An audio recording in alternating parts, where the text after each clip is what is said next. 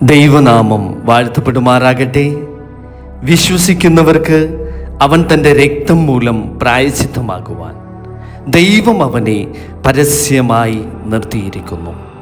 പരിശുദ്ധനായ പൗലോസ്ലീഹ റോമർക്കെഴുതിയ 3-ാം അധ്യായത്തിൻ്റെ 25-ാം വാക്യമാണ് നാം ഈ കേട്ട തിരുവചന ഭാഗം. കുരിശിൽ ചൊരിഞ്ഞ യേശുതമ്പുരാൻ്റെ അമൂല്യ തിരുരക്തം പാപമോചനത്തിൻ്റെയും ദൈവകൃപയുടെയും ജീവനുള്ള അടയാളമാണ്. ഇന്നത്തെ ഈ അനുഗ്രഹീത സന്ധ്യാ തിരുവചന ധ്യാനത്തിൽ അനുതാപം നിറഞ്ഞ ഹൃദയത്തോടെ കർത്താവിൻ്റെ സ്നേഹവും പ്രായശ്ചിത്തത്തിൻ്റെ മഹാരഹസ്യത്തെക്കുറിച്ചും നമുക്ക് ധ്യാനിക്കാം. പിതാവിൻ്റെയും പുത്രൻ്റെയും പരിശുദ്ധാത്മാവിൻ്റെയും നാമത്തിൽ തന്നെ ആമേൻ. പ്രിയ ദൈവമക്കളെ, നമ്മുടെ കർത്താവും രക്ഷിതാവുമായ യേശുക്രിസ്തുവിൻ്റെ സമാധാനം നിങ്ങളെല്ലാവരോടും കൂടെ ഉണ്ടായിരിക്കട്ടെ. ഇന്നത്തെ ഈ അനുഗ്രഹീത സന്ധ്യയിൽ നാം കുരിശിൻ്റെ ചുവട്ടിലേക്ക് കടന്നു വരികയാണ്. അവിടെ മനുഷ്യ ചരിത്രത്തിലെ ഏറ്റവും വലിയ സ്നേഹം വെളിപ്പെടുത്തുന്നു. ഇന്നത്തെ ഈ തിരുവചന ഭാഗം നമ്മെ ആ മഹാരഹസ്യത്തിലേക്ക് ക്ഷണിക്കുകയാണ്. വിശ്വസിക്കുന്നവർക്ക് അവൻ തൻ്റെ രക്തം മൂലം പ്രായശ്ചിത്തമാകുവാൻ ദൈവം അവനെ പരസ്യമായി നിർത്തിയിരിക്കുന്നു. ആമീൻ. കാരുണ്യവാനായ സ്വർഗസ്ഥ പിതാവാം ദൈവമേ, ഈ സന്ധ്യയിൽ ഞങ്ങൾ വിനീത ഹൃദയത്തോടെ തമ്പുരാനെ നിന്റെ സന്നിധിയിൽ നിൽക്കുന്നു. ഞങ്ങളുടെ പാപങ്ങളും വീഴ്ചകളും അങ്ങയുടെ മുൻപിൽ ഞങ്ങൾ ഏറ്റുപറയുന്നു. അഹങ്കാരത്താലും സ്വാർത്ഥതയാലും സ്നേഹമില്ലായ്മയാലും അങ്ങയെ ദുഃഖിപ്പിച്ച എല്ലാ നിമിഷങ്ങൾക്ക് വേണ്ടി തമ്പുരാനെ ഞങ്ങളിപ്പോൾ അനുതപിക്കുന്നു. കർത്താവായ യേശു തമ്പുരാനെ, അങ്ങ് കുരിശിൽ ചൊരിഞ്ഞ അങ്ങയുടെ വിശുദ്ധ തിരുരക്തത്താൽ ഞങ്ങളെ അവിടുന്ന് ശുദ്ധീകരിക്കണമേ. പരിശുദ്ധാത്മാവേ, ഞങ്ങളുടെ ഹൃദയത്തിൽ യഥാർത്ഥ മനസാന്തരം തമ്പുരാനെ ജനിപ്പിക്കണമേ. ഈ ധ്യാനം കേൾക്കുന്ന ഓരോ വ്യക്തിയുടെയും ജീവിതത്തിൽ കൃപയുടെ പുതുക്കൽ സംഭവിക്കുവാൻ തമ്പുരാനെ അവിടുന്ന് ഇടയാക്കുമാറാകണമേ. ആമേൻ. പ്രിയ സഹോദരങ്ങളെ, കുരിശിലേക്ക് നോക്കുമ്പോൾ നാം ഒരു ശിക്ഷിക്കപ്പെട്ട മനുഷ്യനെ മാത്രമല്ല അവിടെ കാണുന്നത്. നമ്മെ സ്നേഹിച്ച യേശു തമ്പുരാനെ നാം അവിടെ കാണുന്നു. റോമർക്കെഴുതിയ ലേഖനം 3-ാം അധ്യായം 25-ാം വാക്യം നമ്മോട് പറയുന്നു, ദൈവം തൻ്റെ പുത്രനെ പ്രായശ്ചിത്ത ബലിയായി ലോകത്തിന് നൽകിയെന്നാണ് ആ തിരുവചനം നമ്മോട് പറയുന്നത്. എന്തുകൊണ്ട്? കാരണം ദൈവം നീതിമാനാണ്, അതേസമയം ദൈവം കരുണാനിധിയുമാണ്. പാപത്തെ അവഗണിക്കുവാൻ ദൈവത്തിന് കഴിയില്ല, എന്നാൽ പാപിയെ ഉപേക്ഷിക്കുവാനും ദൈവത്തിന് മനസ്സില്ല. അതിനാലാണ് യേശുതമ്പുരാൻ കുരിശേറ്റെടുത്തത്. നമ്മൾ അർഹിച്ച ശിക്ഷ അവിടുന്ന് സ്വയം വഹിച്ചു. നമ്മൾ അർഹിക്കാത്ത കൃപ അവിടുന്ന് നമുക്ക് വേണ്ടി നൽകി തരുകയാണ് ഉണ്ടായത്. ഇതാണ് കുരിശിൻ്റെ മഹാരഹസ്യം. പ്രിയരേ, യേശുതമ്പുരാന്റെ തിരുരക്തം വെറും ഒരു ചരിത്ര സംഭവം മാത്രമല്ല, അതിന്നും ജീവിക്കുന്ന വലിയ സത്യമാണ്, വലിയ കൃപയാണ്.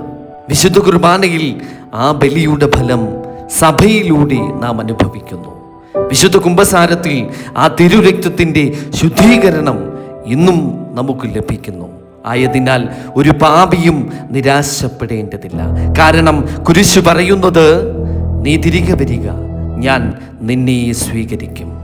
പത്രോസ് വീണു, എന്നാൽ അവൻ കരഞ്ഞ് മടങ്ങി വന്നു. ദാവീദ് പാപം ചെയ്തു, എന്നാൽ അവൻ അനുതപിച്ച് തിരിച്ചു വന്നു. സഖായി മാറി, മർദല മറിയം പുതുജീവിതം നേടി. ഇന്ന് നമുക്കും മാറ്റപ്പെടാം. നമ്മുടെ കണ്ണുനീർ കൃപയുടെ വാതിൽ തുറക്കട്ടെ. നമ്മുടെ അനുതാപം നമ്മെ കർത്താവിൻ്റെ ഹൃദയത്തിലേക്ക് അടുപ്പിക്കട്ടെ. ഈ അനുഗ്രഹീത സന്ധ്യയിൽ നമുക്ക് നമ്മോട് തന്നെ ചോദിക്കാം, കർത്താവേ, എൻ്റെ ജീവിതത്തിൽ ഞാൻ അങ്ങയുടെ കുരിശിൻ്റെ വില മനസ്സിലാക്കിയിട്ടുണ്ടോ?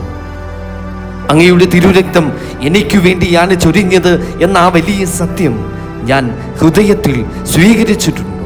യേശുതമ്പുരാന്റെ കുരിശ് നമ്മെ കുറ്റപ്പെടുത്തുവാനല്ല, നമ്മെ രക്ഷിക്കുവാനാണ്.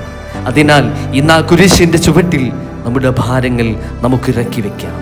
അവിടെ നിന്നും നമ്മെ ക്ഷണിക്കുകയാണ്, അവിടെ നിന്നും നമ്മെ വിളിക്കുകയാണ്, അവിടെ നിന്നും നമ്മെ സ്നേഹിക്കുകയാണ്. പ്രിയ ദൈവമക്കളെ, ഒരു നിമിഷം നമുക്ക് നമ്മുടെ കണ്ണുകൾ അടച്ച് നമുക്ക് പ്രാർത്ഥിക്കാം. കാരുണ്യവാനായ സ്വർഗസ്ഥ പിതാവാം ദൈവമേ, കുരിശിൽ അങ്ങയുടെ സ്വന്തം പുത്രന്റെ കൈകൾ വിരിഞ്ഞപ്പോൾ അത് ലോകത്തെ മുഴുവൻ ആലിംഗനം ചെയ്യുകയായിരുന്നു. ആ സ്നേഹത്തിന് മുൻപിൽ ഞങ്ങൾ ഇന്ന് തലകുനിച്ച് തൊഴുകൈകളോടെ വിനീതരായി നിൽക്കുന്നു. കർത്താവേ, ഞങ്ങൾ പാപം ചെയ്തു.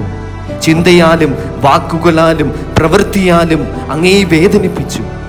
ഞങ്ങളുടെ അഹങ്കാരവും അസൂയയും കോപവും തമ്പുരാനെ അവിടുന്ന് ക്ഷമിക്കണമേ. സ്നേഹിക്കേണ്ടിടത്ത് ഞങ്ങൾ പലപ്പോഴും സ്നേഹിച്ചില്ല. ക്ഷമിക്കേണ്ടിടത്ത് ഞങ്ങൾ പലപ്പോഴും ക്ഷമിച്ചില്ല. പ്രാർത്ഥിക്കേണ്ടിടത്ത് ഞങ്ങൾ പലപ്പോഴും അലംഭാവം കാണിച്ചു പോയി. വിശുദ്ധ കുർബാനയെ വേണ്ടത്ര ആദരിക്കുവാൻ ചില നേരങ്ങളിൽ അടിയങ്ങൾക്ക് കഴിഞ്ഞിട്ടില്ല. തിരുവചനത്തെ ഹൃദയത്തിൽ സൂക്ഷിക്കുവാൻ ഞങ്ങൾക്കായിട്ടില്ല. കർത്താവേ, അങ്ങയുടെ അമൂല്യ തിരുരക്തത്താൽ ഞങ്ങളെ കഴുകി അവിടുന്ന് ശുദ്ധീകരിക്കണമേ. ഞങ്ങളുടെ ഹൃദയം അവിടുന്ന് പുതുക്കണമേ. മാനസാന്തരത്തിൻ്റെ കണ്ണുനീർ ഞങ്ങൾക്ക് നൽകണമേ. വിശുദ്ധ കുമ്പസാരത്തിലൂടെ അങ്ങയുടെ കൃപയിൽ വീണ്ടും ജീവിക്കുവാനുള്ളൊരു കൃപ തമ്പുരാനെ ഞങ്ങൾക്കായി അവിടുന്ന് ഒരുക്കണമേ. ഞങ്ങളുടെ കുടുംബങ്ങളെ അനുഗ്രഹിക്കണമേ. രോഗികൾക്ക് സൗഖ്യം നൽകണമേ. നിരാശയിലായിരിക്കുന്നവർക്ക് പ്രത്യാശ നൽകണമേ. ഈ ധ്യാനം കേൾക്കുന്ന എല്ലാ വ്യക്തികളെയും തമ്പുരാനെ അങ്ങയുടെ സമാധാനത്തിലും രക്ഷയിലും അവിടുന്ന് കാത്തു പരിപാലിക്കുമാറാകണമേ. പരിശുദ്ധ കന്യകമറിയത്തിൻ്റെയും സകല പരിശുദ്ധന്മാരുടെയും സകല പരിശുദ്ധമതികളുടെയും മധ്യസ്ഥം ഞങ്ങൾ നിന്നോട് അപേക്ഷിക്കുന്നു. പിതാവിൻ്റെയും പുത്രൻ്റെയും പരിശുദ്ധാത്മാവിൻ്റെയും നാമത്തിൽ തന്നെ ആമേൻ. പ്രിയ ദൈവമക്കളെ, ഈ സന്ധ്യയിൽ കുരിശിൻ്റെ സ്നേഹവും യേശു തമ്പുരാൻ്റെ തിരുരക്തത്തിൻ്റെ രക്ഷാകര കൃപയും നമ്മുടെ ജീവിതത്തെ പുതുക്കട്ടെ. ഈ ധ്യാനം നിങ്ങളെ സഹായിച്ചെങ്കിൽ ഇത് നിങ്ങളുടെ കുടുംബാംഗങ്ങൾക്കും സുഹൃത്തുക്കൾക്കുമായി പങ്കുവയ്ക്കുക.